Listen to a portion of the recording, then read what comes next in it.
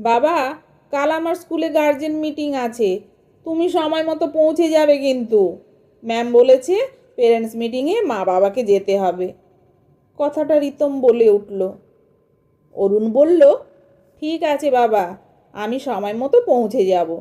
এসো, তোমাকে আর বোনকে স্নান করে স্কুলের জন্য রেডি হতে হবে তো। তড়িঘড়ি করে স্নান করিয়ে খাবার খাইয়ে ছেলে এবং মেয়েকে স্কুলের জন্য রেডি করে টিফিনের খাবার তৈরি করে টিফিন বক্সটা ব্যাগে ভরে দিল অরুণ। ছেলে মেয়েকে স্কুলে পাঠিয়ে অরুণ এবার নিজের অফিসের জন্য তৈরি হয়। এটা অরুণের রোজ নামচা। অরুণের জীবনটা একসময় ছিল খুব সাধারণ, খুব স্বাভাবিক।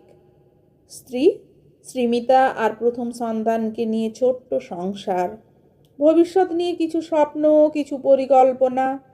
কিন্তু সুখের সেই সরল রেখায় হঠাৎ এক গভীর ফাটল ধরল। দ্বিতীয় সন্তানের জন্ম দিতে গিয়ে শ্রীমিতা আর ফিরে এলো না।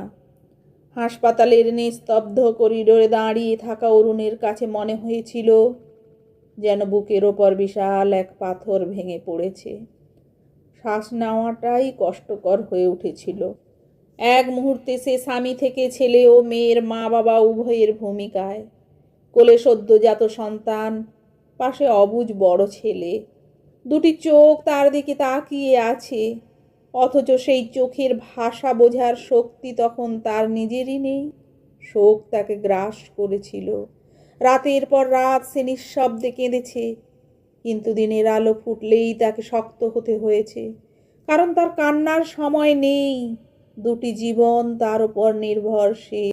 শ্রীমিতার স্মৃতি অরুণের জীবনের প্রতিটি কোণে ছড়িয়েছিল। রান্নাঘরের তাক, বালিশের পাশ, সন্তানের জামা কাপড়, সব কিছুতেই তার ছোঁয়া। প্রথম দিকে অরুণ ভেঙে পড়তো বারবার। কখনো মনে হতো সে পারবে না, কিন্তু ঠিক তখনই বড় ছেলেটা এসে বলতো, বাবা, মা কোথায়? অরুণ জানতো এই প্রশ্নের উত্তর কোনোদিনই সে দিতে পারবে না। শুধু ছেলেকে বুকে টেনে নিয়ে বলতো, মা আমাদের আকাশে আছে। দিন শুরু হতো ভোরে।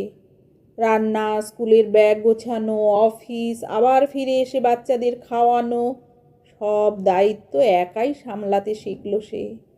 সমাজের কটু কথা, আত্মীয়দের উপদেশ, সহানুভূতির আড়ালে লুকিয়ে থাকা সন্দেহ, সবই তাকে প্রতিদিন লড়াই করতে বাধ্য করেছে।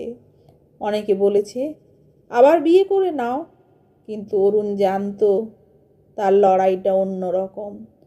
সে শুধু বাবা হতে চেয়েছিল, সম্পূর্ণভাবে। রাতে সন্তানরা ঘুমিয়ে পড়লে অরুণ একা বসে থাকতো। কখনো শ্রীমিতার ছবির দিকে তাকিয়ে মনে হতো সে ক্লান্ত হয়ে পড়েছে।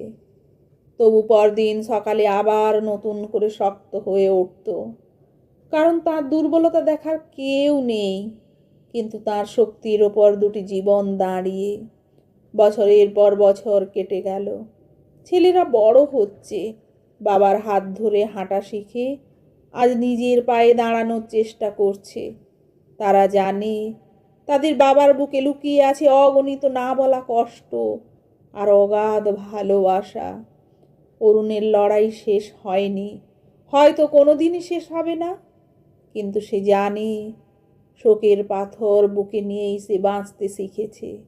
কারণ একা হলেও সে হেরে যায়নি।